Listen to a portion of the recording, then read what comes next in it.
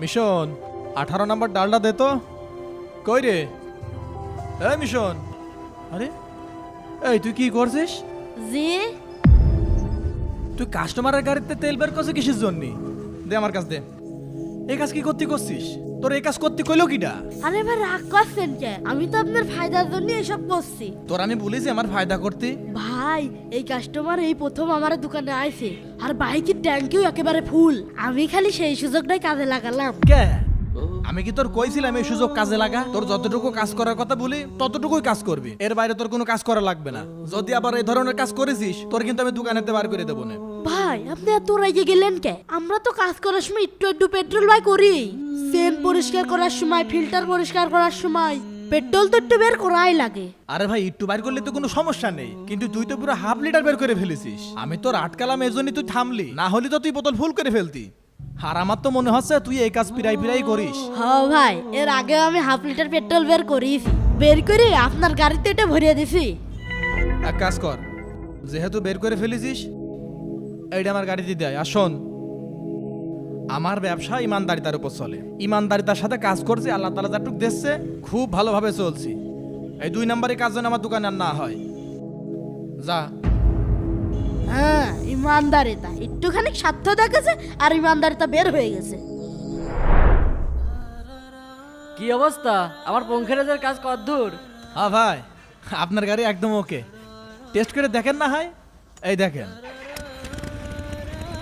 আগে তো খুব আওয়াজ হতো, ঘ্যার ঘ্যার করতো, এখন আওয়াজটা শোনাছেন?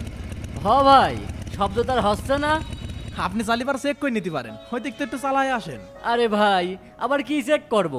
আপনি যেহেতু কাজ করেছেন তাহলে ঠিকই আছে। আর আর কত জন বলছিলেন? 1200 টাকা। এই যে নেন। ভাই এই 200 টাকা রাখেন। কি ব্যাপার ভাই, 200 টাকা ফেরত দিচ্ছেন যে? আমাকে কি ডিসকাউন্ট দিচ্ছেন নাকি? না ভাই, ডিসকাউন্ট না, আমার এখানে কাজ করে তো ওই ছেলেটা আপনার গাড়িতে তেল বের করেছিল, ওই প্রায় 1 লিটার মতো আর কি, তাই টাকাটা দিলাম। আপনি যদি বলেন তাহলে আমি ওই টাকা দিয়ে তেল কিনে এসে ভরে দিই, আর নয় আপনি ওই 200 টাকা রেখে দেন। ভাই আমি সত্যিই আপনার ইমানদারিতা দেখে অবাক হলাম। ভাই আপনি রাগ করবেন না আর ওই ছেলেটাকে বকবেনও না। আসলে এসব আমারই প্ল্যান ছিল আপনাকে পরীক্ষা করার জন্য। আমি ওকে বলেছিলাম যে তোর মহাজনকে আজকে টেস্ট করব, দেখবো আপনি কেমন ইমানদার। ভাই আজকে সকালবেলা আমি যখন কাজে আসছিলাম। এই মিশন, দাঁড়াও তো ভাই। জি ভাই। শুনলাম তুমি নাকি গ্যারেজে কাজ করো। হ্যাঁ ভাই, আমি গ্যারেজেই কাজ করি। আমার এই গাড়িটা একটু কাজ করাতে হবে। ভাই আপনি নিঃসন্দেহে কাজ করাতে পারেন, আমার মহাজন তো খুবই ভালো আর কাজ কামও খুব সুন্দর করে। হ, বলার সময় তো সব ওই রকমই বলে, কিন্তু সবই বাটপার, আমার চিনা আছে। না ভাই, আমার মহাজন সবার থেকে আলাদা। ভাই তুমি বাদ দাও, ওই কাজের সময় দেখা যায় যে পাসপত্র হারা গেছে, সব পাল্টায় ফেলেছে, আবার 200 টাকার কাজ করে কয় 2000 টাকা। না ভাই, আপনি মনে হয় ওনাকে চেনেন না। আচ্ছা ঠিক আছে, তুমি যখন এত করে বলছো, আমার একটা কাজ করে দিতে হবে। জি বলেন। আচ্ছা তাহলে শোনো ভাই, কসম করে বলছি আজকে সত্যি আপনি আমার মন জিতে নিয়েছেন। এখন থেকে শুধু এই গাড়ি না, আমার বন্ধুদের যত সব গাড়ি আছে এখন থেকে এই গ্যারেজে আসবে, আপনার গ্যারেজেই সার্ভিস হবে।